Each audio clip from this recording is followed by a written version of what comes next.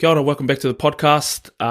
This is episode 1 of Square Eyes, and I'm just super excited for this one. So this whole segment of the podcast is based on entertainment. It's based on movies. It's based on gaming, anything to do with that sort of realm. And this is a realm that I've been addicted to since I was a kid. I've always loved movies growing up. Literally, the one thing I wanted to do as a kid all the time was play the game, and I would play the game as much as I was allowed to. So this first episode, I was lucky enough to be joined by my mate Tia, and I only met her about a year and a half ago, not too long ago, and she's the partner of one of my good bros. And there was one day at Kapahaka we were doing the dishes, and then we ended up just talking about movies and stuff. And the way I love movies is I love going in deep. I love talking about interviews. I love talking about behind the scenes stuff. I love talking about quotes. A lot of my mates who love movies as well, a big part of our relationship is talking about quotes and talking about movies and stuff. So naturally, we just kicked it off, and we love the same sort of movies. So I thought she would be a fitting first guest for this segment of the podcast. A couple of the things we cover, we start off with The Dark Knight and Dark Knight Rises, and we sort of just let the conversation go. And the way I want this podcast to work at the moment, how I've got it planned in my head, is really to just be conversational, to be real fly on the wall type conversations. So there's not really a dedicated structure to it. This segment is purely dedicated to people who love movies, who love to talk about all the Easter eggs, all the little details, all the references to other movies and other pop culture, and things like that. So if you're one of those people who love films and gaming in that way, this segment is for you. So yeah, I hope you fellas enjoy this podcast. Really stoked with how it come out, and as you can tell by the energy, we both just enjoy the conversation, and this podcast just jumped straight into it, so please enjoy. Mauri ora. But I just watched this little video on YouTube about Heath Ledger, and there was like interviews with him, and it was one interview I'd never seen him do about Dark Knight and like Joker and all that. And it was Christopher Nolan as well, talking about him being the Joker and how he sort of wanted to keep his version of Joker pretty low key until he actually presented it on set and all that. But yeah, that was just... And have you seen that interview with what's his name? Tom Waits? No. Have you heard of Tom Waits? No. YouTube Tom Waits. There's this interview he does, and he's smoking a cigarette. Listen to his voice. Your mind is gonna be blown. Oh yes, that sounds good. I'm gonna write it down right now. Yeah, Tom Waits. He's this old singer, like way back in the day. But I reckon you'll just be intrigued by his character. He looks like someone who's been written into a movie. Yeah, that sounds good.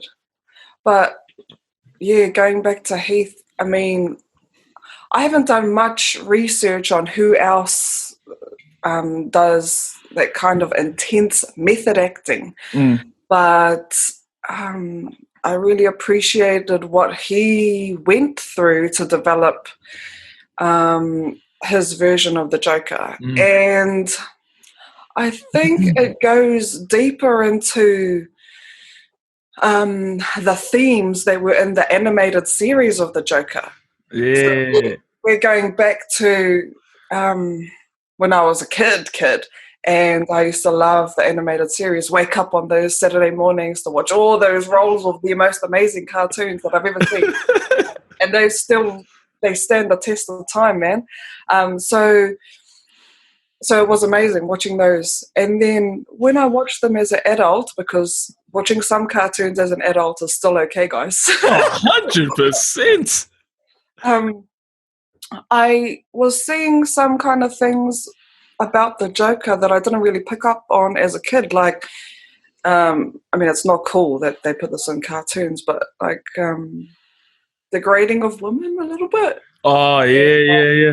Abuse, like kind of mental abuse or something like that. So he's a villain not only put in there to make a mockery of certain things and stuff like that, but he's actually like a really bad person. Yeah. So he's an actual villain in the sense of being a bad person, like in society. So then we're out of the cartoon and now we're at the Dark Knight. And Heath is the first Joker that I've seen bring out the actual bad person that the Joker is. Yeah. Yeah, is that making sense? Yeah.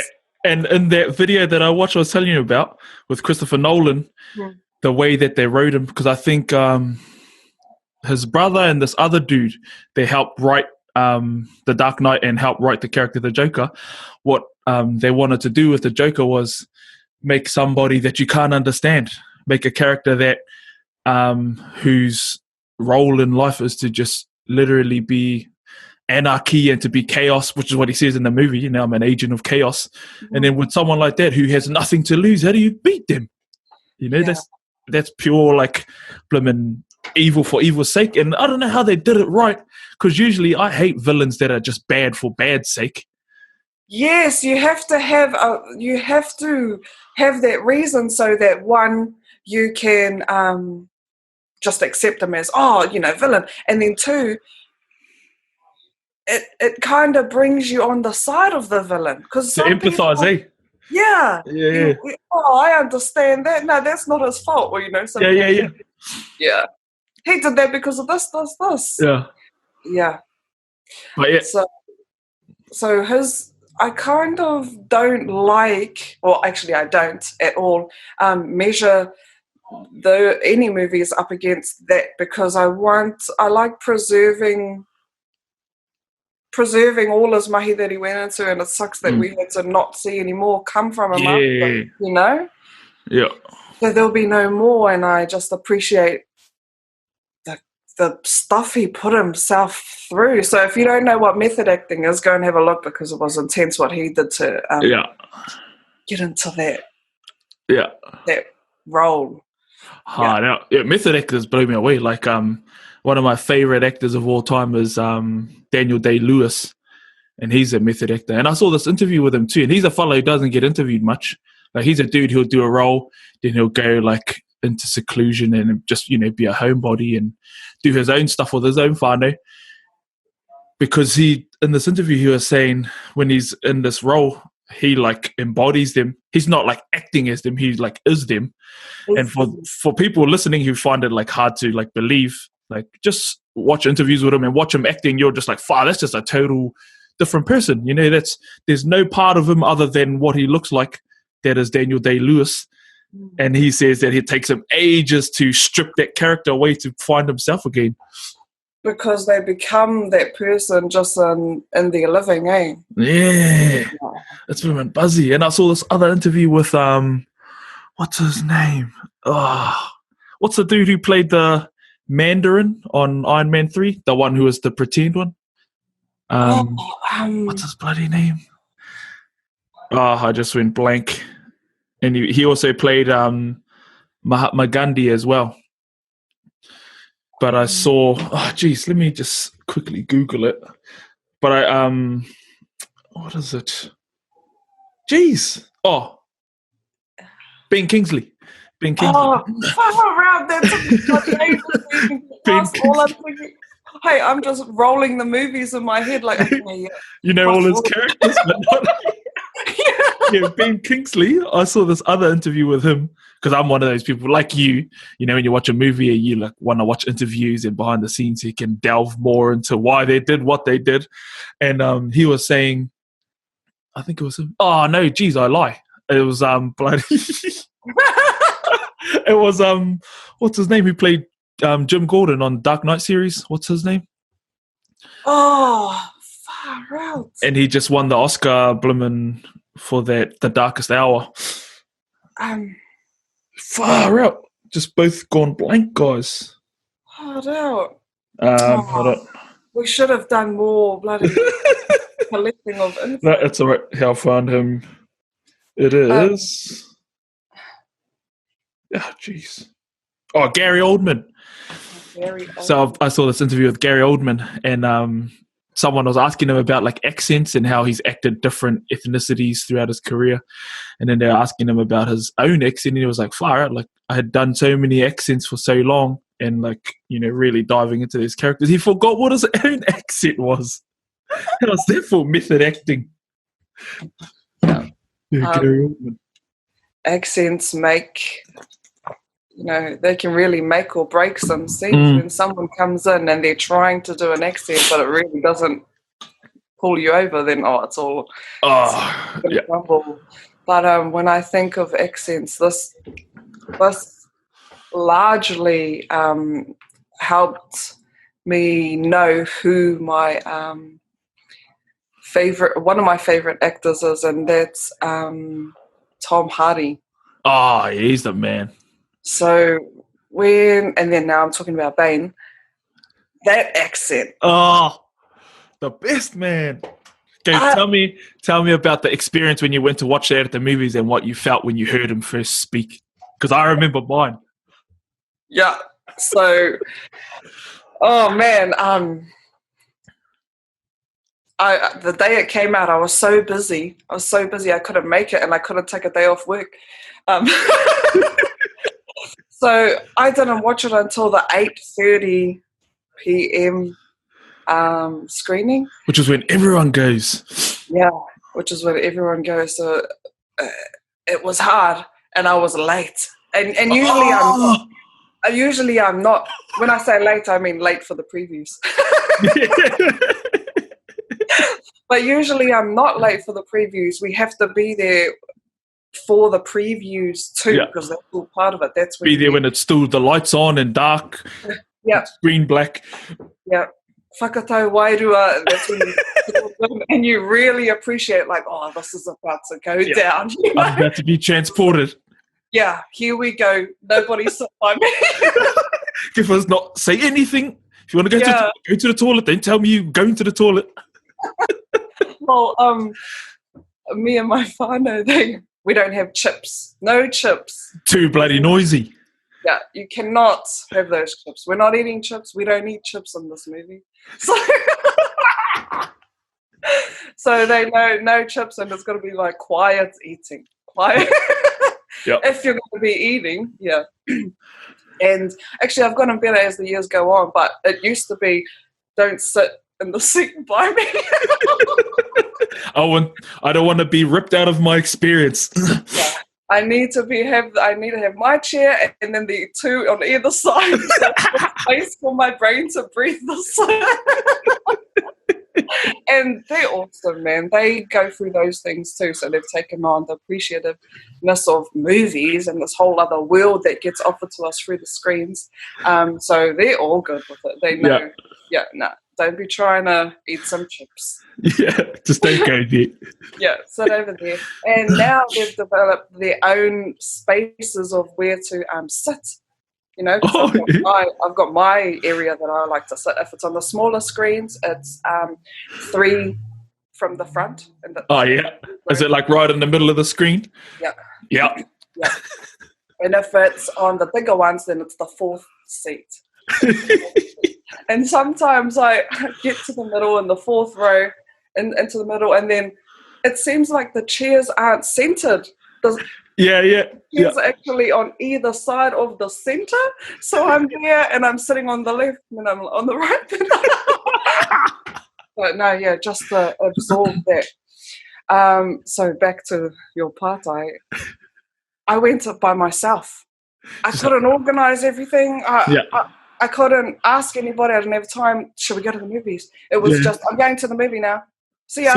Yeah. And then I left. I got there maybe in the middle of the previews, sat down, and just got ready to take it all in. And now we're on the airplane. Oh, watch out for the spoilers. Surely everyone has seen it. If you're watching this far and you're enjoying this, surely you have seen this movie. If you haven't, what the hell are you doing here? True.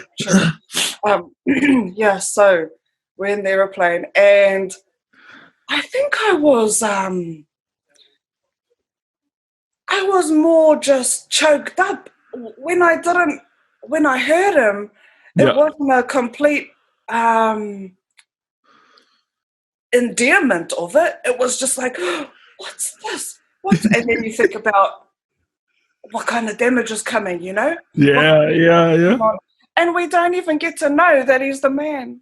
Yeah. Sorry, I keep thinking about the spoilers. I mean, until they're on the ground. Spoil everything. That movie came out in 2012, man. Boom, and 8 years ago. Spoiler warning to everybody listening. And then I watched later, so, you know, just getting choked up. Oh, my God, this guy's the man. Not only was he the shape of of what we would traditionally, I guess, say it was a villain shape, but then he had this, you know? And it wasn't a traditional villain's voice too. Not at all. And that's when I wanted to delve more into what kind of accent was that? Yeah. You know, and I try to put it into, you know, what country might it come from? Where was that? Where did he get that from? So I watched the interview, and he made that up. He made that accent up. So it was a amalgamation, of all different kinds of things, and I thought, that's the best villain accent I've ever heard in my life. That's amazing. And that just makes it more amazing. So not only was his voice like, whoa, a robot strong man kind of thing, well spoken, well spoken, and then those accents, that accent of all these accents put on top of it, he is a super villain. Super villain of doom. And then we're not even at his actions. We just started. Like, literally blimmin' 5 minutes into the movie. We're just here. So, I mean, it just carries on. It just keeps It's like the score of the movie, like Hans Zimmer, blimmin' top of the top man. And like just the score that he has, and it's just like that. Have you heard of a shepherd tone? No. Shepherd tone. This is the amount of research I've done and the amount of videos I've watched. So shepherd tone is when they have a tone where it goes up, so it goes like it ramps up, but they overlay more on top of each other, and it sounds like it's just forever going up. And if you listen to it, there's shepherd tones in that movie. I think, don't blimmin' quote me on it, but there's just that, you know, that one sound, and then it sort of ramps up with the sort of gravity of whatever's happening, and it's every time he's on the screen, you're just like, this fella's just scary. Like, even when he's doing nothing, he's scary. He is scary, He is scary, but so exciting because he just sucks you into what's going to happen. What are you doing now? And it might just be sitting there. Just like everything. And like, I saw this other interview with him, and he was talking about like one of his inspirations for their voice was this dude way back in the day. I think he was like a fighter or something, or a wrestler, something like that. And then another part of his voice, because the voice that, or the thing that, because I know I went to watch it at Te Awa. We were living in Hamilton at the time. I was in my second year of study, and because I loved The Dark Knight, I remember when I went to watch The Dark Knight, went to watch it with my brother, one of my best mates, and his ex-partner at the time, and we drove all the way to Ohope to pick her up, drove all the way to town, and I remember just for ages my mind just being blown just by how the Joker spoke, and then to relive a new version of that experience with Blim and Bane. And I remember going to watch it, and I was just like, as soon as he spoke, I was just like, I think I literally said out like to myself or to Sunny, just like, frick, he sounds cool. Amazing. Okay, don't talk. No. I don't want a response though. I felt like this, like, yes, you know, like, he sounds mean. And then like when they carried on, and he sounds like Sean Connery as well. Like there's parts of him Sean Connery, and like how his like, this is getting real deep for those of you who are nerds and who love this stuff. You'll appreciate it, but like, because what I like about like different accents, and I like trying to replicate them, and I've noticed sometimes with his S's, instead of making it sound like an S, it sounds like a SH. Sounds like a sh. And like when I talk, I do that, and I'm just like, I do it to myself. Sometimes I do it to Sunny when she can tolerate me talking in accents and quotes and that. But like every time I do it to myself, I'm just like, I sound pretty close. And I remember too, the next day after going to watch it, we were in class. It was a design class at Wintec. And the class that we were in, there were a few fellas who were like into movies and all of that. And then they were talking about like Dark Knight Rises. But I wasn't like super close to them. I didn't really have like real close mates. But I remember one fella saying, like, oh, it was cool, but I still like the Dark Knight better. And then for me, I was just like, I think they're just different. I think you just can't put one against the other. They're like totally different. You can't, man. I mean, you can't. Apples and oranges, eh? Yeah. So, as well as me not, keeping the memory and the mahi of Heath over here, and like that movie is amazing. You get so much out of that film. I mean, the villainous stuff in there is like, yes, but then you say, I mean, I don't care that it's still Batman. You can't. You're not going to do that. There's no comparing them, like you said, apples and oranges, and they can exist in their own great. Hard out. It's all right for there to be two amazing pieces of art. Yeah, why are you doing that? That's so disrespectful.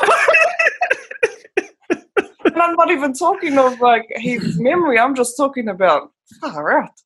They're just both amazing. Yeah, hard out. It's all right for them to be both amazing. One don't have to be more amazing than the other. Yeah. Why you got to compare that for? And like another little detail about Bane that I love is because I saw another interview and about how they were thinking about his build, and they didn't want his build to be like a bodybuilder, but they wanted him to look like the old school circus strongman. How they're not ripped, they're just big, and he looked exactly like one of those dudes. And I love how with his hands, when he's just standing there in their blimmin' that sewer scene when Jim Gordon gets taken there, and he's standing there and his fingers are sort of just doing that. He's like twitching his fingers. I'm just like, just those little things I appreciate. Yes. Even your fingers are acting. That's what method acting is, Haunui.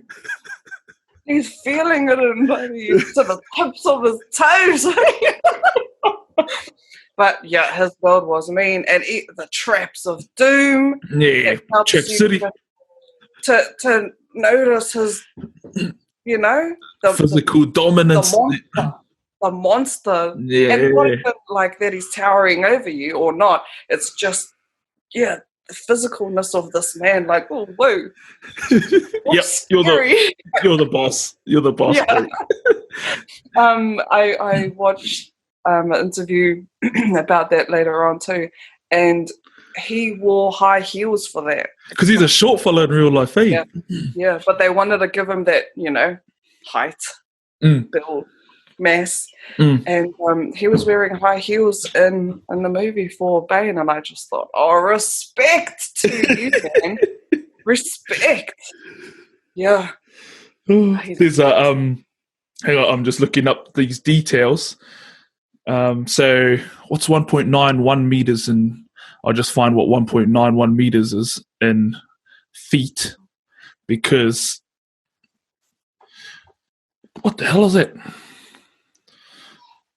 Christopher Judge. Do you know Christopher Judge? He played Teal'c in the OG Stargate. Oh, yes. Yeah, he was Teal'c. So you know how he was in Dark Knight Rises? Yeah. So there's so he's 6'2". So Christopher Judge, he's 6'2". He also played Kratos in the remake of God of War. Yes. And I saw this interview with him, and it was talking about the scene. They were supposed to share a scene together, him and Tom Hardy, but and they're trying to like bulk up Tom Hardy with like a big ass trench coat and all that. But because Christopher Judge is so tall, they had to take the scene out, because you can't have a dude being taller and bigger than Tom Hardy and have Bane still look like the biggest, baddest dude out. And I thought that was funny. Yeah, that's cool, man, because they're thinking, that's I mean, one scene they could have put them in, but they didn't. They didn't want to jeopardize his mana. Yes. Not even for one little scene, no matter how short or long. Yeah, they knew that he has to be impactful throughout. Yeah. And you get.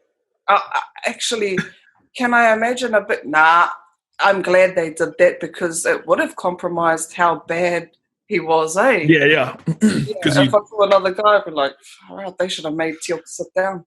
Yeah, it would have been exactly that. Would have been Teal'c Blimmin showing up the bro. Yeah. Yeah. And I saw this other interview with Christopher Nolan about Bane and why they chose to do him. And because like before that, the only version of Bane I knew was the one from Batman and Robin. You know, the one with George Clooney, and he's just like big and dumb and stupid, you know. And I saw this interview, and he was saying when he was written, he was actually like super intelligent. So what made him scarier was that intelligence and as well as his stature. And they were saying like Batman hasn't really faced anybody who could match him toe to toe or even beat him toe to toe. So he said someone who can beat him toe to toe and be smart as well. That's like his ultimate, nemesis. And I was just like, yes. Yeah, that's so right. You know, I love Batman. There's heaps of people that have said, you know, oh, he's just a utility belt, but like, yeah, he's got a utility belt and some money. But he's brainy. That's his most powerful thing is his mind. Yeah, Batman is brainy. Yeah. So then we go to Bane. Oh, hang on, before Bane, you know, like the Riddler, Penguin. Yeah. They're the villains, but like they're dopey, eh? They're like, real traditional villains, eh? Laugh at them villains, like well, what really like silly. Yeah. Yeah. Well, of course you're gonna make a dumb mistake and not be a scary villain. Yeah. Scary, like, oh, what's gonna happen? Yeah. But Penguin, you know, he's bound to do something dopey and then muck it all up for himself. You know, those kind of the versions that we've seen of them anyway, eh? And that's what I love. I was like now at the age that I'm at now and like viewing things the way that I view them. Man, I take my hat off to Chris Nolan and his brother for, you know, taking on a comic book character. Like, it's one thing to take on a comic book character and make it successful, but it's a whole nother thing to make it be successful, make it blimmin' believable, and make it something that you could actually think could actually exist in a real world. Yes. Good comment. Actually exists in the real world. So we're not talking about, okay, this is a comic book movie. No, this is a real world movie. Yeah, you know, like the villains are like terrorists. Yeah. You know, so it's that kind of thing that comes into the world. Yeah, I like that. And you know, obviously dramatized, but you know, to some extent, I believe you know that's what made it sort of have that effect. There is it's believable. You know, like when we go to the movies, we know it's like escapism, but when there's those times when you question yourself and you go far out, like this could actually happen, you're just like, whoa, you know, it makes it something else. Yeah, wow, that's so right. Wow, I'm just still. It's such a good thing because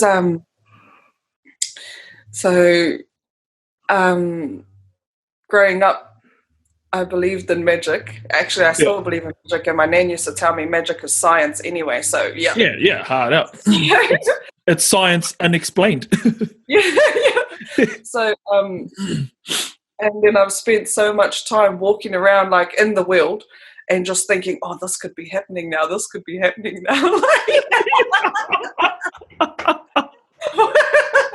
It could be right underneath us. There could be like some kind of secret villainous subway underneath. Subterranean. Yeah.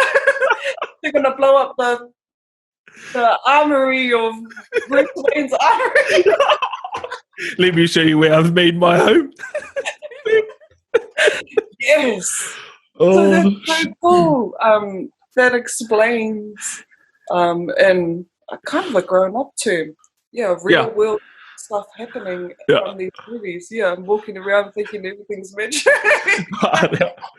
Far out. And like this other interview I seen, like the more we talk, the more I realize that there is so much packed into these movies. And like these are only just two of the three movies.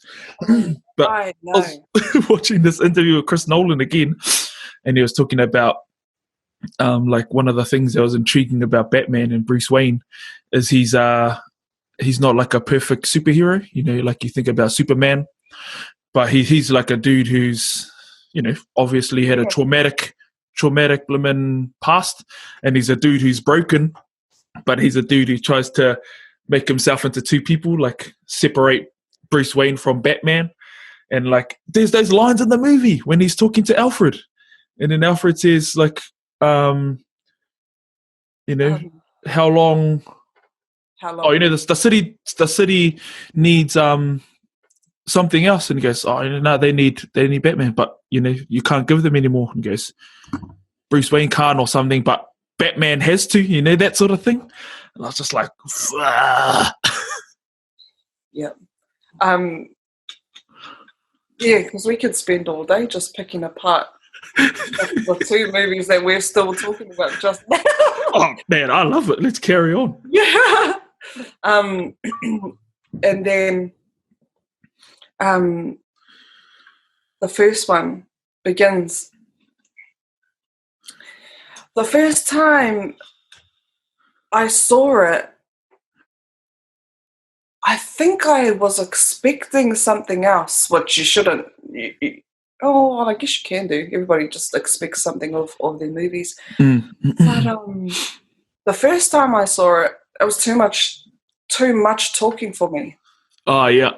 I think I may have been tired why I felt like that. Yeah.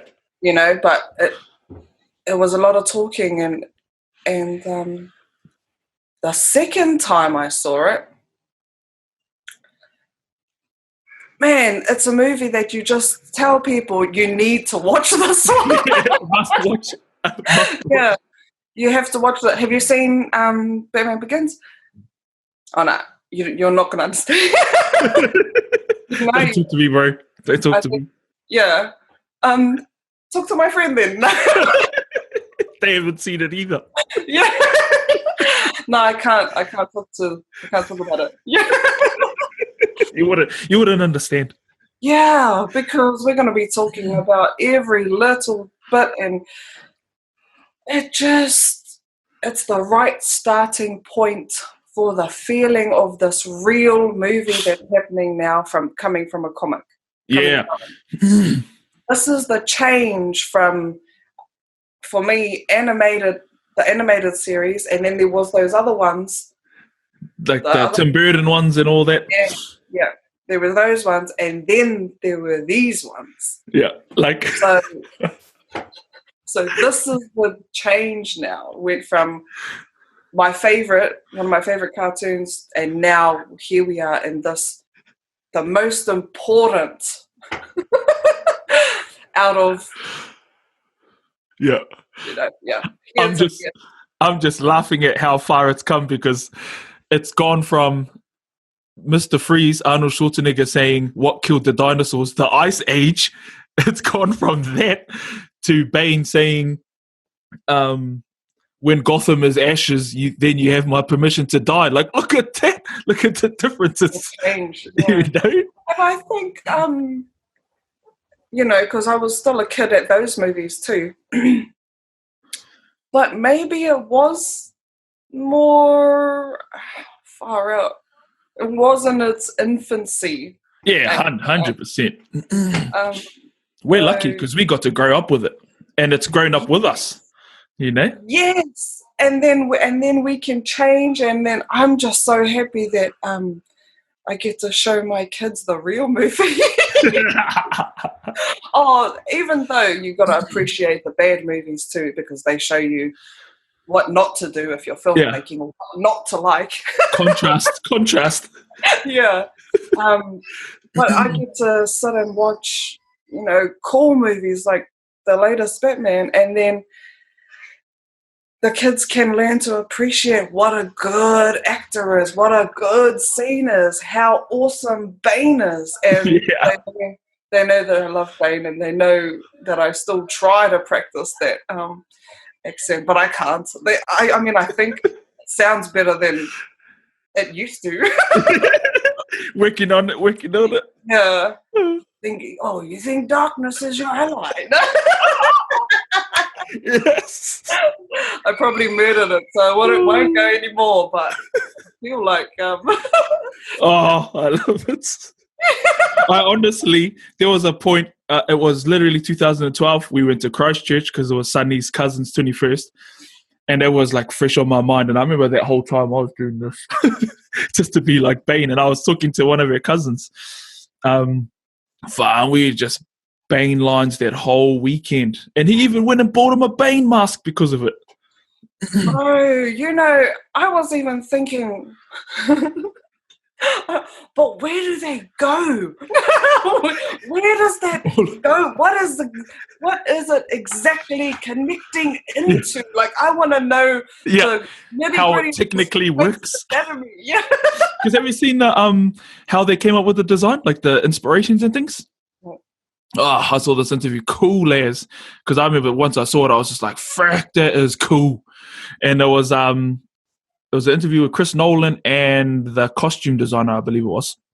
It was this lady, and some of the inspirations was like tarantulas, how they have those little things over there, and another inspiration was baboons' faces and their teeth. Yeah, and I was looking, I was like, "Fuck, yeah, that looks like blimmin' tarantula stuff. Looks kind of like Predator as well." Yeah. And they wanted it to have that like real military feel, like it was like it was built to blimmin', for a soldier. Yeah, which is what he is. Oh man, we've come so far. Yay to technology, into this, the abilities that we have now, eh? Because in the 90s, were you scared of the villains in the earlier? As a kid, yeah. Who was I scared of? No, not really. I think it was because they just seemed so silly. Yes. That I didn't believe them to be real. Yep. And I think that was it. But if there was things that was believable, like an example was this episode of Epitaph, I think it was. Yep. I don't know if you remember Epitaph on Channel 1. Yep. My nan used to watch it. It was bloody scary. But there was this one episode, and this girl's real dad, and she lived with her mum, their parents were split up, came and took her in the night. And I remember for ages after that, every night I'll go to bed, I'll think someone was going to come and grab me out of my bed. And it was because it was real. That's why I believed it. That's why it made me scared about it. So I think that's why I wasn't scared of villains back in the day, because I knew they seemed too ridiculous. So the monsters that were too ridiculous didn't really make you scared, but I remember Outer Limits. Have you heard of Outer Limits? No, what's that? Oh, it's so scary. So it was a series used to be late at night, and kind of like we're talking about X-Files time, and a little bit after Quantum Leap. So all of those Outer Limits. The one that used to scare me hard out was there was this lamp in a room going to bed in a bedroom, and it was one of those lamps like that sat on the ceiling, and it was had a bulb, and what came out of that was cockroaches. Oh. So it was just an infestation of cockroaches, and that's what used to freak me out the most, because we had cockroaches. They're real. Yeah, and they were like around. So that one used to freak me out. Shit, no, I've never heard of Outer Limits. No. I remember there was, what was it? This one, The Prophecy. Do you remember The Prophecy? Yep. I watched it at my auntie's house. We were and my auntie's house down the road, and my parents. The movie, eh? Yeah, the movie, and my parents and like aunties and uncles and all, they used to like have a drink in the shed, and I remember sleeping inside, and then that just helped. That was on, and I remember I was asleep before it, and I woke up, and that was on, and I watched it, and then I just got freaked out, and it was the same feeling that I had when I thought I was going to get snatched in the night. I was just like, that is also a movie that freaked me right out. So I have to say, a lot of my film tastes and even music goes to my brother. So I had an older brother. He's 7 years older than me. And so he used to, we had a video shop in Rua when we grew up in Victoria. What was it called? I don't know what the name was actually, but our cousin Spark owned it. So it was just Spark's video shop. But it was little, tiny, like a bedroom, but it was the place to be. And then you get all the new releases. One time we even got to watch Ace Ventura. Nature Calls before it came out, Oh, really? Before it came out on the shelf, so the release date, and then Spark came over and we watched it on the shelf. Anyway, so I owe a lot to my brother, and I got to watch so many movies, and I think that age difference of 7 years, he was watching movies at that age, and I was still 7 years younger. I think I should be watching The Prophecy. Of course not. It was really scary. But I remember it. Our parents were in a meeting. I'm sure. Oh, it was one of those times where like, don't watch those movies around here. Yeah. Yeah, don't watch those around here. And but it was daytime still. It was daytime still, and we used to smash back toast. So he used to let me pause, and then we'll go and make some toast, and that allowed it, time to kind of settle and breathe. Yeah. So sucked into your fear.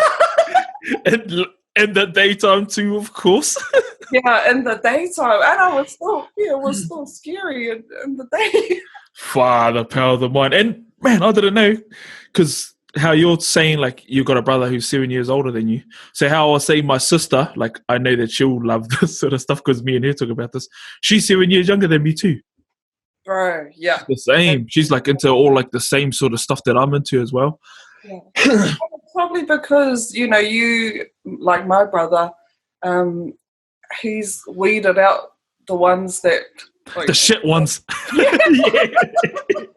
Watch these. These are the good ones. And left the good ones, and then so I got to watch good stuff really young.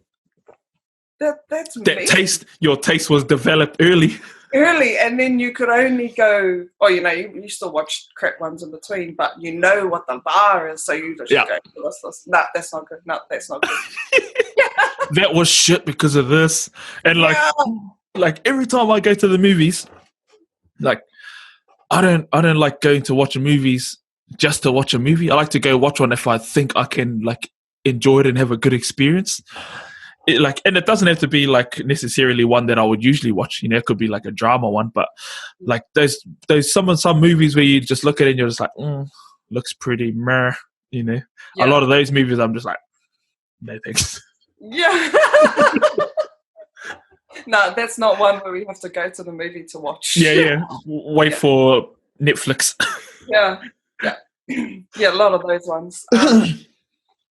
But I forgot the name of the movie. I think what happens? The Breaker-Uppers. Is that a new? Oh, that's New Zealand one, eh? Okay, cool. Yeah. So I go to the movies to support New Zealand film, so that's one reason why. But I didn't go to that one. I can't remember what the reasons that happened, but I didn't, and I get sad about that. It's one of the reasons why I go to the movie. So okay, we've got to go. There's New Zealand films out. Let's go support this film. Yeah. And man, a lot of the New Zealand films now are just so mean. Like I don't even mind going to, because some people go, oh no, I'm not going to do that. It's going to be crap. Yeah. There's gems in the New Zealand films that are just like, nobody understands this, like we do. So let's go up, absorb it, and I think you just feel a bit empowered by them, eh? Like, wow, because you relate to it. Yeah, it's like they're telling your story. Yeah, yes, and that's why now we're going to go to Marvel. That's why Ragnarok. Yeah, it feels like home. Because I just watched it again too the other day, last week. Because when it came on Disney Plus, I was like, yes, finally. I've been waiting for this to come out on Disney Plus. It's got our humor all the way through because of Taika. It just is, and I didn't feel like I was watching one of those films, like an MCU movie. Yeah, so like you're watching like a New Zealand movie that had blooming superheroes in it. Eh? Yes, because it was so like that real dry humor. Yeah, and you just got it. So it looked like you were just spending time in the backyard with like superheroes in it. Yeah, exactly that. Like right from the beginning when Thor is on the chain and he's talking to Surtur, and he's like turning around, he's like, "Oh, hang on, let me just hang on."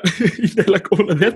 And what I love about it too, even more, is because Chris Hemsworth, he's funny in real life like that. So I love that, like him combined with Taika Waititi, like they were able to bring out that funny side of him, that personality, his person into the film. That's really good, man. And at the same time, I feel like it's small town. It's small town stuff. Yeah, I mean, I didn't live in a city till I was a little bit older, but. All of that humor was like quite witty, but quick stamps. Yeah. That's it. Like you have to be blooming sharp. Yeah, and it was that's what Ragnarok was for me. Just felt like home. Felt like harder. Even more so that you're a coastie and he's a coastie. Yeah. And I remember, probably the first funny line that Thor said, which was on Avengers, the first Avengers. And what did they say? Oh, when they're talking about Loki, like they're pretty much shitting on Loki. And he's like, "That is my brother you speak of," or something like that. And they're like, "Oh, well, he killed this many people," or something. And he's like, "He was adopted." From there, I was just like, "Oh, yeah, they should have more of that in there." Yes. But, oh man, so I was thinking about what is my favorite, because I just appreciate all of them. All for different reasons, eh? Yes, I love them all. That's a torturous thought.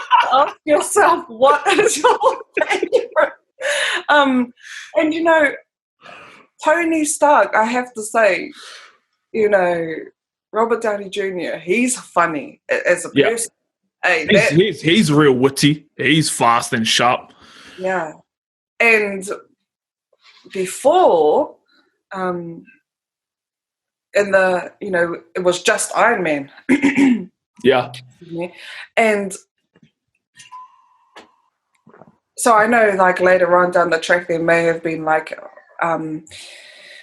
behind the scenes drama or whatever, but we're not going into that. We have to appreciate just the movies. just the art. Yeah. So he was funny. And one of the there were so many funny times, but I remember one time and he asked Thor, "Does Mother know you wear a on Avengers, out in the forest there?" Yes. And I loved it. So their banter between Thor and Iron Man, and then it was the choice of Wereth, Yeah, you know? whereas, yeah, Yeah, that like real Shakespearean language. yes, it just takes you back. It takes you somewhere else, and Yeah. appreciate. There's more to them than just flying, or they've been made to be appreciated for more than just being super. That's to me, because like I'm thinking about it now, and like heaps of occasions where Tony's humor is that, where he has like these references to real life pop culture things, like in Endgame, and he calls Rocket Ratchet from Ratchet and Clank because he looks like that, Yeah. Lombax, and then he calls bloody, what does he call him? Thor, he calls him Big Lebowski. Yeah.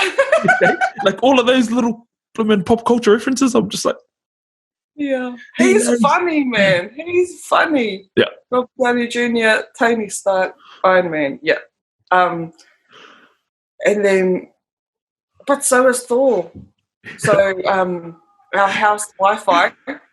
And then I think it might be the Thor movies might be like I don't even want. Is that your favorite series? Or are you trying to think of what your favorite series out of MCU is? Yeah, I don't want to use favorite, but I think I might. Oh gosh, this is really hard. Inside you're freaking out. Yeah, I don't want to disrespect them. My heart is tearing. So it might. I guess it is the answer, maybe. So, because Thor is, Atua. Yeah. Really related our Māori culture. Yeah. You know? And He's Tawhiri Mātea. Yeah. So told the stories of that. I really connected there. And our house Wi-Fi, it's Asgard. Is the password Mjolnir?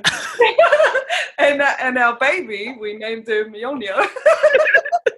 For all of those out there, you know that she's for real. Yeah, so using all of that info, I think I really appreciate Thor. Yeah. And, man. Yeah. I just thought of another bit that could relate to you even more. Like, and you're probably going to go, yep, which is the bit on Thor, the original movie, when he's talking to Jane and he's talking about magic and science being the same thing. And he's drawing that diagram. Or I was like, yes, this is what I've been telling you. They're the same. Yeah. To stand up, see? My nan was telling me. Yeah. This is what I mean. Oh, shit. Yeah. And it just so many, it's like affirmation. Yeah. Oh, those are the best, like those affirmations for something you already believed. And even better, when you endured that being the only person who believed that sort of stuff, and then you hear it, you're just like, yes. Yeah. I bloody knew it. Yeah, I knew it. I knew I couldn't be the only one. Yeah. I knew it was okay to think like this. Because this movie said. Thor wouldn't lie. Oh, shit. What are some memorable moments from the Thor series for you? Oh, actually, I think it's the. I think it might be. Well, I think about Jane when she was infected with the ether. Yeah, the ether. Yep. And it's not a happy time. It's not like a cool as moment. But I think about that movie. Like, wow, it's not it's not like Ragnarok's feeling in the way that it's a lot of happiness. It's like the opposite. It like lives up to its name, Dark World. Yeah. So I think one of my most important parts was when they discovered that it was, taking over her body, and I think that was just a sad thing. Yeah. So that had a huge impact, I remember. So, I mean, that's not even a happy thing, or not everyone's going to go, Impactful, oh, though. that's cool. Yeah. But that, for me, it was impactful in so many ways. Like, she had to now come up from Earth, Yeah. She was essentially, it was taking over her. And then it makes you think, wow, she might not just be a human. Yeah. She's someone special. Why when like infected her like that? Yeah. Like, well, why is she special? Wow, maybe the love of Thor has made her, like, heightened her humanness. Like, maybe she's more than human now. Why she can take on the ether? I hope they sort of connect that into Love and Thunder. Well, I hope so too. Now, I'm not gonna watch because usually I like to go hard on the previews, so on the trailers. Yeah. I like to, and I just want to know what I'm looking for, and already be caught up when I'm going to the movies. But I'm not gonna watch that, and I'm not gonna watch Black Widow ones, because... Have you not seen any Black Widow ones at all yet? Nope. Oh, you're good. That's discipline, man. No, man. That's discipline. I saw, and because the algorithms of your devices, it'll show you what you usually look at. So it's like popping up. I'm going, shut it. Oh no! But I saw, I saw one this morning, and I was like, oh no! But I was so tempted just to have a look. Oh, blimmin' hats off to you, because I've tried it. It's painful. It was so hard. Yeah. And then, when more and more come out, showing you a little bit more and more, it gets hard. And that then hype, man. Yeah. But no, I'm not. I'm going to just you're good. Yeah, save them. So you can go in and experience it 100%, and you'll have zero expectations of any of it. Yeah. But I'm hoping, because, I guess that's just a reporter's thing, how, they do ask her, Scarlett Johansson, dumb questions. Yeah, should you? Yeah. So I hope that the movie isn't, sure, it'll be. It'll be good, I reckon. Yeah. I hope. What are you hoping for? Is there, do you have any hopes for Black Widow? Because I have one hope. What are my hopes for it? I guess that's building expectation. But we'll say this. I need it now. I need it after Endgame. Yeah. I need... Especially, with what happened. Yeah. So, what are my hopes? Oh, far out. So, we grew all the way into Endgame, and what an emotional time. That movie. Yeah. So,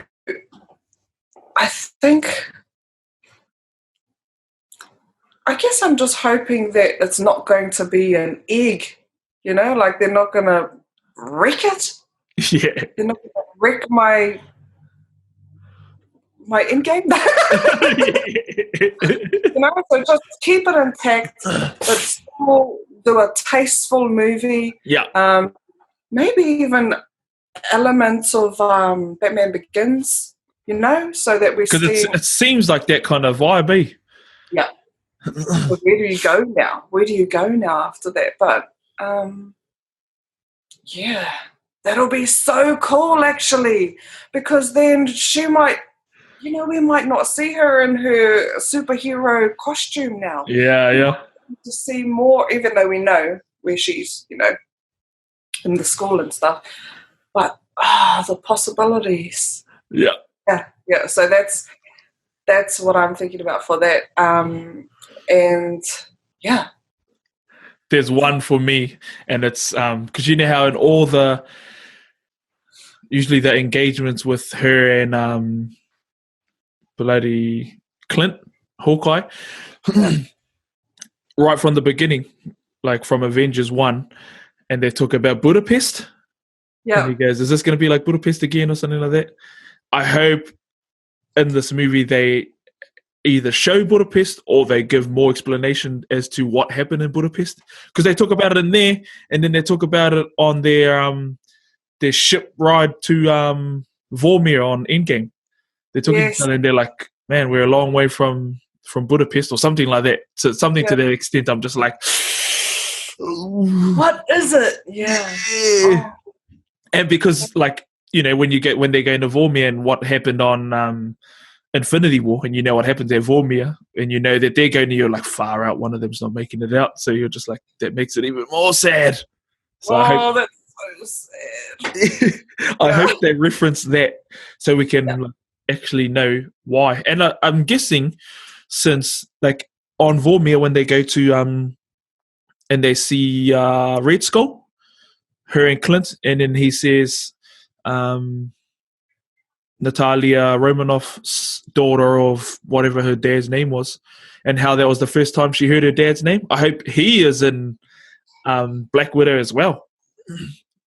I'm surely that was them blimmin' laying a little blimmin' bread trail. Oh, no doubt. Yeah. But yeah, what was the saddest part? Like this, have you got the saddest part in Endgame for you? Saddest part. I mean, it was all sad. It's so sad. Yeah. It's sad even before going to watch it. Even before seeing it, it's sad because you know that. Yeah, there's a lot of weight on this one. I think it'll probably be. Oh, no, I know when it is. It's when they've done Tony's memorial thing, and they're in the house, and then it's the projection of him. Yeah. And then he's talking, and again, if you're looking at this, I'm probably died or something like that. And he's like in his Tony Stark witty humor. Yep. And then delivery of it. Yeah. And then how right at the end he looks at his daughter. What's her bloody name? Morgan. And he looks at Morgan and then says, "I love you 3000." That was it for me. That paired up with when Happy asks her what she wants to eat or something, and she says cheeseburger, and then that took me back to Iron Man 1 when he says, "Give me a traditional American cheeseburger or something," and he eats a BK cheeseburger. So just all of that, all tied in, combo together. I was just like, all put in there for me. yeah. I was like, I know that reference. You're killing me. Yeah. What about you? So much. You're the these are the reasons why I love you so much. Oh shit. Yeah. I think it's when I've thought about it a bit, and I keep coming back to when Pepper. I can't remember exactly the quote. Oh yeah, I know the one. Yeah. I know the one. And it references her saying that earlier in the movie too. You can rest now? Yeah, we'll be okay. Yeah. Oh, bro, that was sad. Yeah. And then that's when he's like fully just lets go, and he just like actually goes, "Yep, I'm going to rest." And then he just blim in. And this is just another thing that you probably didn't know. I saw it in an interview. It was on Corridor Crew. I don't know if you've heard of Corridor Crew on YouTube. Go check them out. They do all of these commentary videos. They're visual effects artists, and they do this commentary on special effects throughout movies, and they get this Kiwi fella who works at Weta, and then they got him to talk about like some of the effects in Endgame, and they're talking about that scene. And if you look at Tony's eyes, and you know how when we have like a little shine highlight in our eye, it makes you look alive, and when you don't have it, you look dead. Watch his eyes when you can see the life disappear from him because they turned down the highlight in his eyes. You just watch it suddenly fade away, and I was just like, just those little things. Yeah, that'll be it, because you can actually, I haven't watched his eyes or tried to catch what it was exactly that made that effect, but you can actually see him go, eh? See the life disappear, you? Yeah. Yeah, watch it, and you'll notice it now, and you'll be like, just a little ass thing, but it makes a big difference. Yeah, because it gives you that feeling like he's going. Yeah. That's so sad. All right. I thought it was pretty poetic, like starting with Iron Man, starting with Tony Stark, and then sort of ending like that. And because I remember going into Infinity War, I remember saying to Sonny, I was like, man, someone better die in this, because when people die, it gives it weight, and it makes every single battle, feel like it's you've actually got something to lose. And if no one dies, you're just doesn't matter how bad the baddest dude is, no one's gonna die, so you can't really engage in it. Then when all that stuff happened, I was like, as sad as that is, but that's good, because it makes you appreciate all the ones who are left, and all the time that you did have with them, even though this is a movie. Yeah, I still remember going to see Iron Man. Oh man, that was the best, but the cinema was so packed. Oh shit. People actually got their way before me, and I had to sit in the first row. It's like, that was too close. But yeah, it's cool though. Just 12 years ago. Yeah, in Auckland. 2008. Auckland, yeah. Far out of me. Yeah. Yeah, Endgame. But I haven't mentioned Guardians of the Galaxy, and I need to mention that because that is awesome. Yeah. That humor, like, oh man.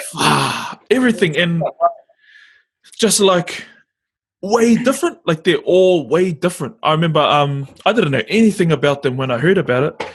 And then because we were in Palmy at the time, living in Palmy. And I remember I was like, MCU movie, this would be cool.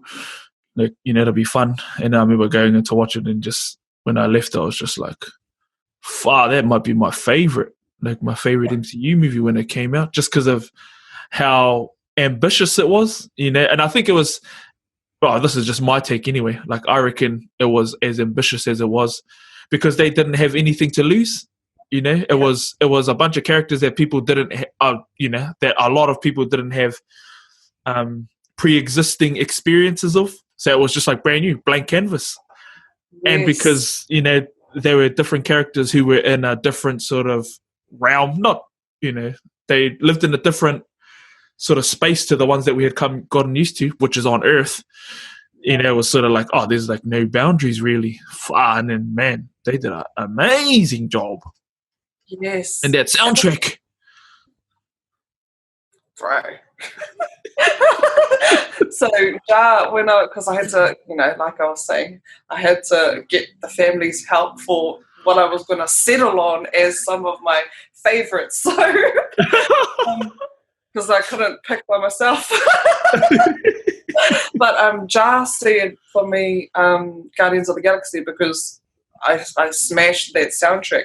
Like, all the time, hardcore. That was one of the biggest takeaways. Like, that's not just because it's a soundtrack. Like, the theme is built in it. It's built into the movie. It's about it.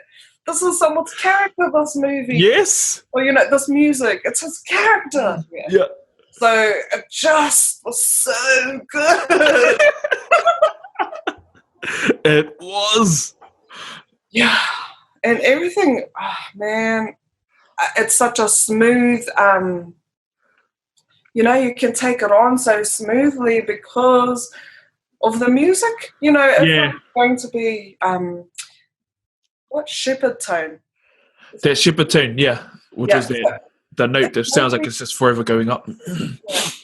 If they had maybe a shepherd tone kind of thing, and you put Bane as the example or Batman as the example, movies, and that going up, going up, going up. And maybe if we had that kind of music over the top of Guardians of the Galaxy, it wouldn't have helped us take in that we're on all these different worlds flying around this galaxy. As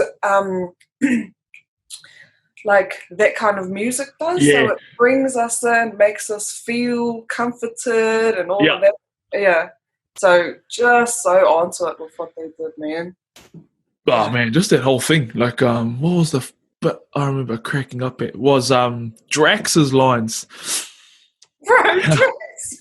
How he doesn't understand metaphors, and then someone goes, "What is it? Quill Lee." He goes, "This." He does that, and he goes, "Why would I run my finger along his neck?" Or something like that. And he's like, "It's a metaphor." He's like, "Oh, what does he say?" It's gone straight over his head or something. I think Rocket says, it went over his head. And he goes, "Nothing goes over my head. My reflexes are too fast. I will catch them."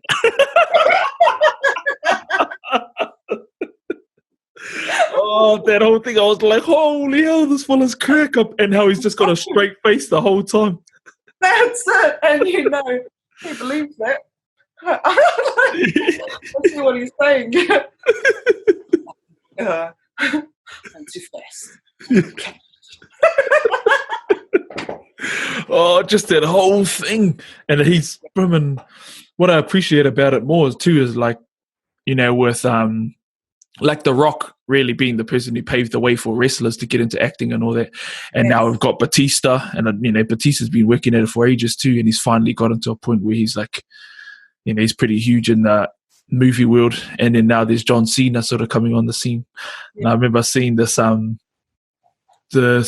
video, and because originally I saw this concept art for Drax, and originally it was going to be Jason Momoa, or he was going to be one of the ones considered for the role.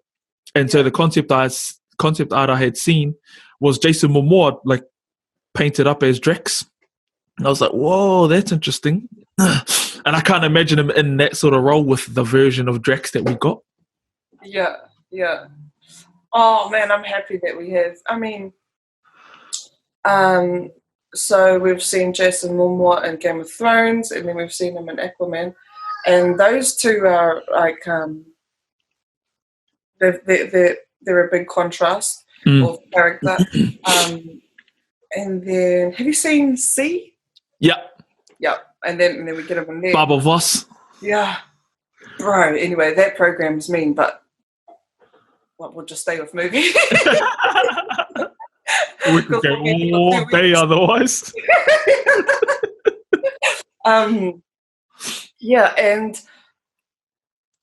just the way he interviews, I may have been able to accept him as Drax, but I am happy that we do have Drax because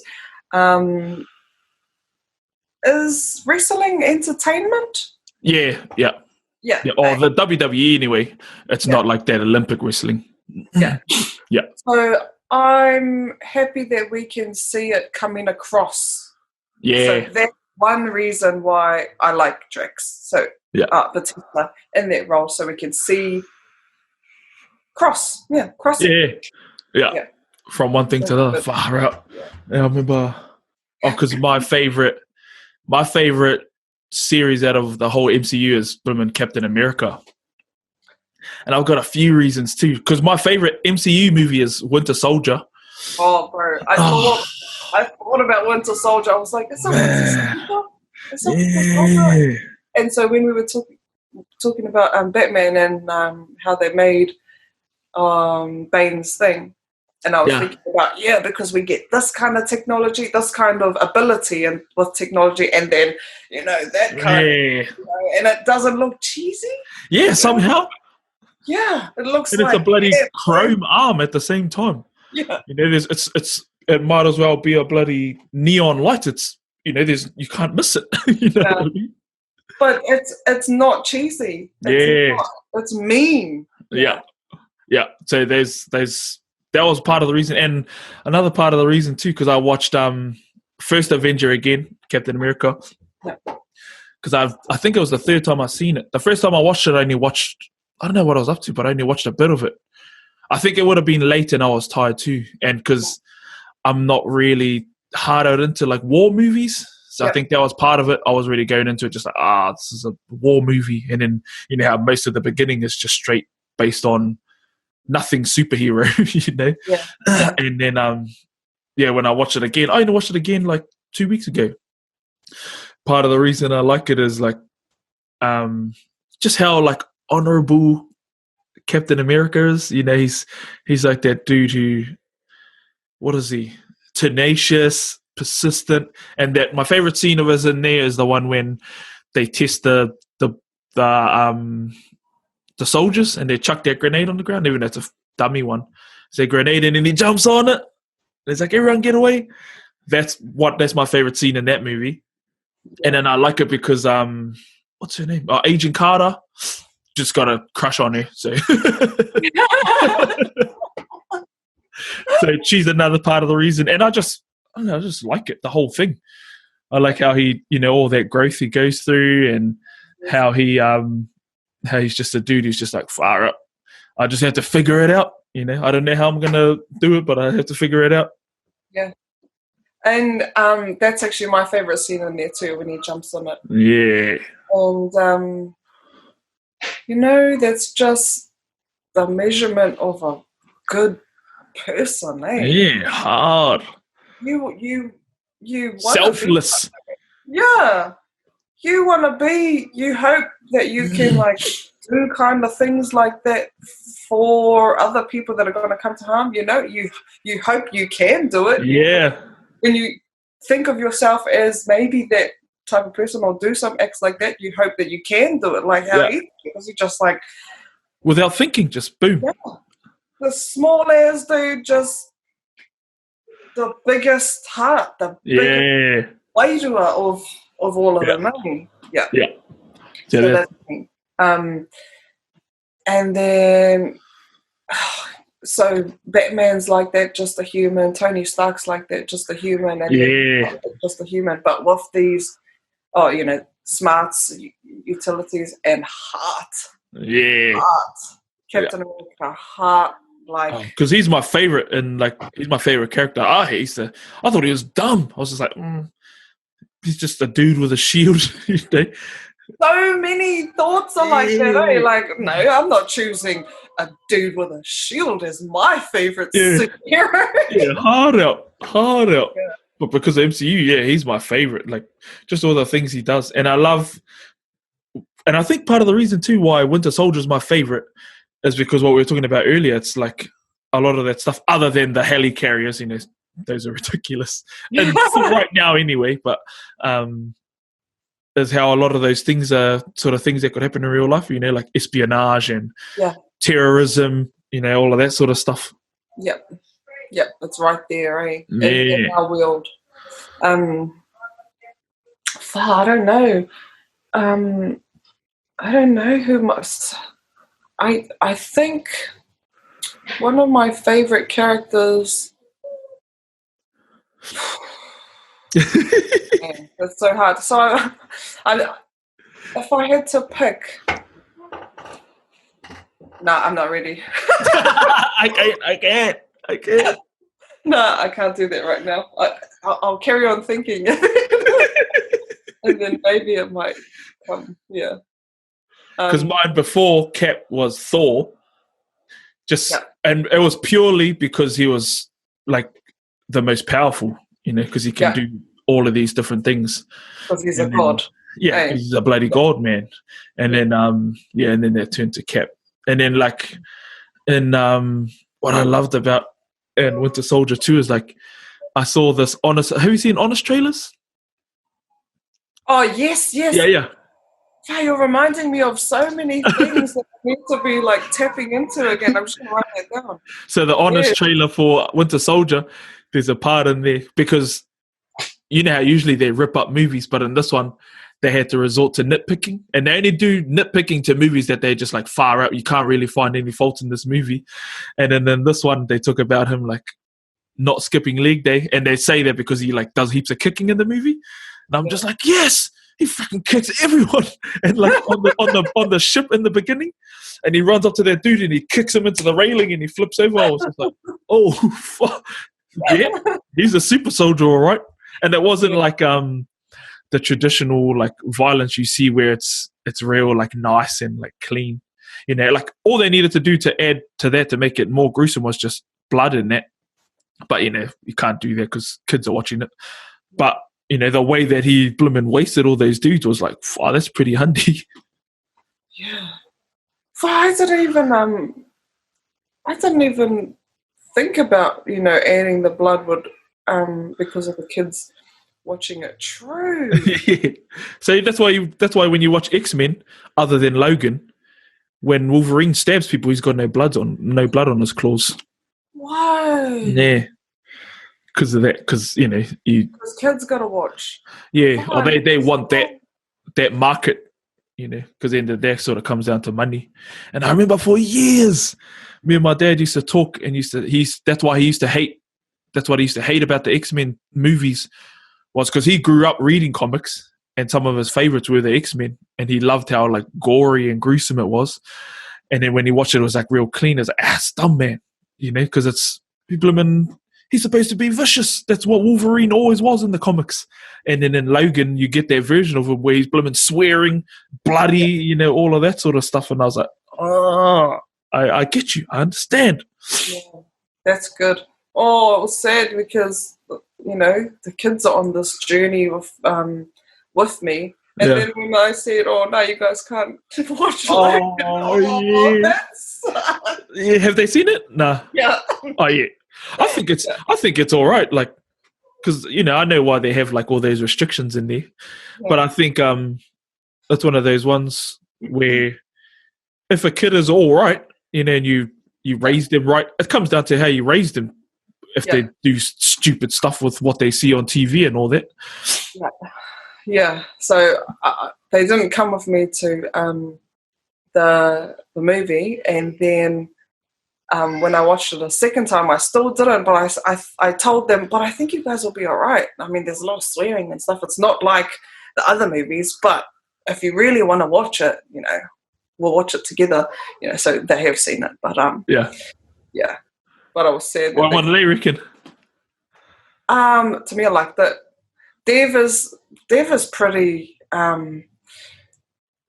he is like a movie. He's so all in one, all the same. So he's not really differentiating. Oh, yeah. Yeah, like movies from real life, or he's so accepting, I should say. Yeah, so that's all in one. Yeah, but Mia, she's a little bit older, so she, I think, being around us, figures out how to pick at certain things, like, oh no, that wasn't good because that's not believable. Yeah, How come they couldn't they should have just gone this way? But that was terrible writing. Yeah. But she liked it though. I think it made her feel a little bit more pakike that she was like allowed to watch it. Yeah. Oh, been there. My mum, yeah. Been there. That was when we bought our first Grand Theft Auto. Was the same, and we were only young. Like I was still at primary school, and we convinced our mum. She's like, "But it's R18." It's like, "Nah, it's just because it's got violence." Yeah. She goes, "Oh, I'm not doing anything stupid." Nah, of course not. It's just a game. Yeah. No, so that was mean. That was mean getting to see him. Oh, and the growth too, you know? We get to see those psychological things happening, and we just, I mean, if you'll watch the earlier ones, you can appreciate, and then if you've watched your dad would have, did he appreciate that, the movie? Yeah, because Yeah. he liked that it was how it was, like gruesome and all that. Yeah. I didn't read those comics, not when I was a kid, like as a grown-up I did, but it was the animated series that I just far out. And that one, I kind of got sad because I wanted to see Rogue like that. I actually wanted to hear that same. Now, I like how they've done Rogue and then established that relationship and, developed to. I do like it. And so cool, and a Paquin. Yeah. But can you remember Rogue's voice? Because I remember it and I just thought it was the best voice I've ever heard. Oh, from the cartoon? Yeah. Nah, I can't. I can only remember, this is the line I can remember of Rogue and a Paquin. I saved your life. when he kicks her out of his truck and then she's that's the voice I have in my head, is her like her country voice. Yeah. Well, I wanna if anybody, like, I recommend going and just listening to her voice, because I thought this voice was like amazing when I first heard it. And when they were making films, I wanted her to have that voice. Oh, yeah. That voice, and it was actually, just to be exactly like it, I wanted to be flying around. Have that afro hair. Big 80s, 90s hair. She was so cool, and I always liked being her, like, oh yeah, who are you going to be? I'm going to be Rogue, Get my white hair. Yeah, that's who. Put my gloves on. And Storm, but more Rogue, because I just like their voice and she was cool. It's funny because how we like can talk about like this sort of stuff and like go hard out and like super passionate. How there's times when you want to talk about movies and cartoons and all that like in this depth and talk with people who get it, who can carry on with you, but how often it doesn't happen because there's not many people that who are hard out into it like that, eh? And you want to like go, like when you watch a movie and you say, oh, did you see this movie? And they're like, yeah, oh, what do you reckon? And they're just like, oh yeah, it was cool. And you're just like, oh, I can't have this conversation with you. Man, yeah, it does suck when you are in those situations. I think I am lucky because, I can bounce off Jar, I can bounce off the kids. Like, yeah, that's cool. And I trust them. Yeah. I trust them with their opinions, with their take, with their feedback on it. Yeah. And so, I've got mates too that I like it. Oh, that's mean. Like out over there where you fellas are. Yes. Oh. Yeah. And I'm just like, yes. They love it. They believe it.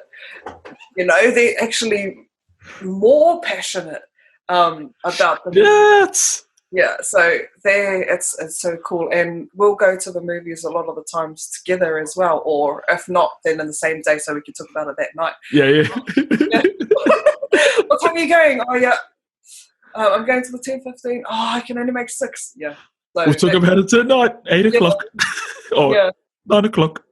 And it's so that's, I'm lucky there, and also my brother too. Oh yeah. He lives in Perth though, but we'll have phone calls about it. Like, we like talking about Thor. I think that is his favorite. My brother's favorite, Thor too. Yeah. Just because it's so like us, so like Māori. Yeah. One question on Thor: what was your earliest memorable Thor line? I know what my one is, and I remember cracking up. My earliest memorable Thor line. Far out.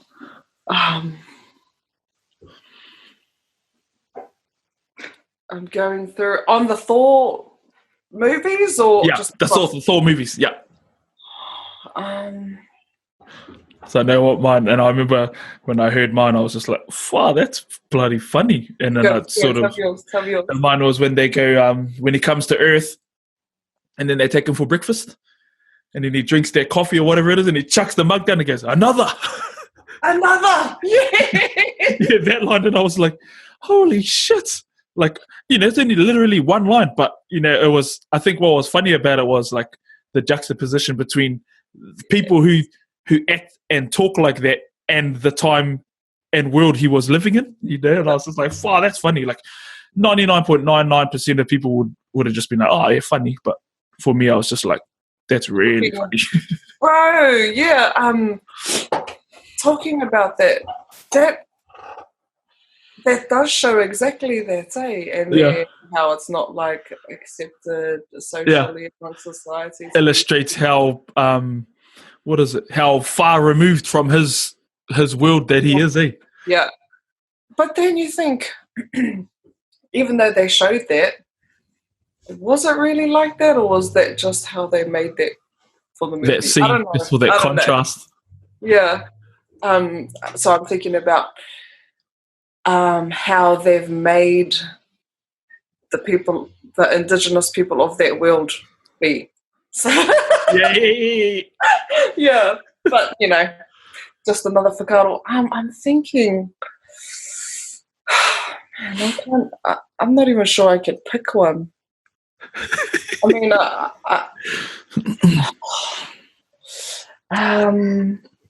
oh no, that's not very early.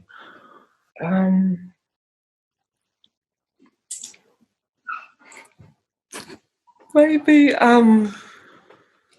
well, this is kind of bad, but when he's talking about Mionia, and then Jane is like, Mignonia? Oh. It's kind of bad.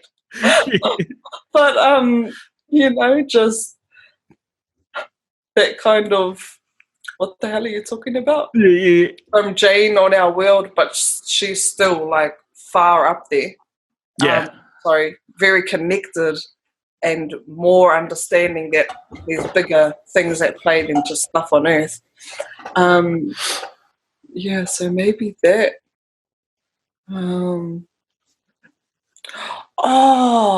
Actually, her assistant was funny as. Yeah, Kat Dennings. Yes. Yeah. She was funny as. From Two Broke Girls.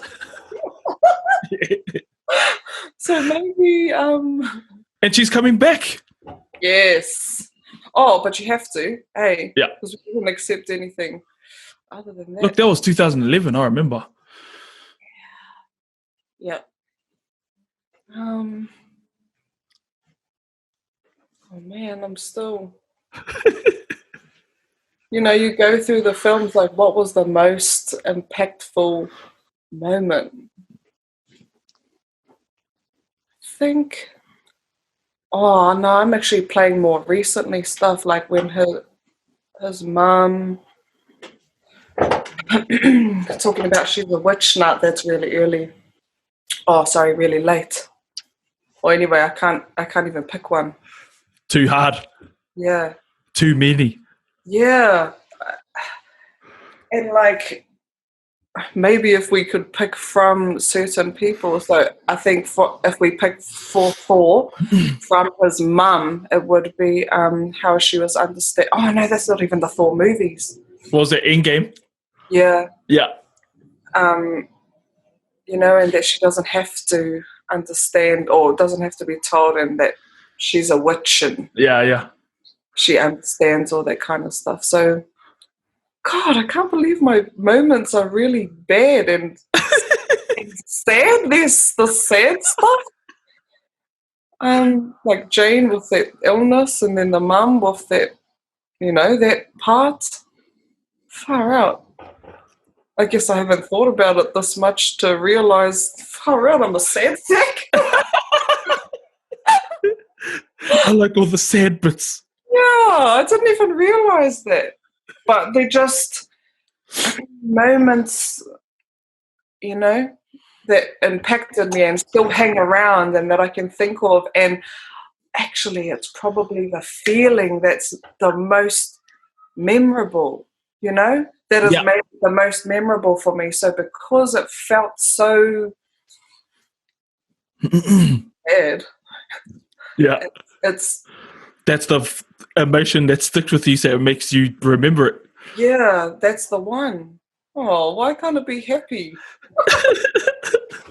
Yeah, so that, but I definitely,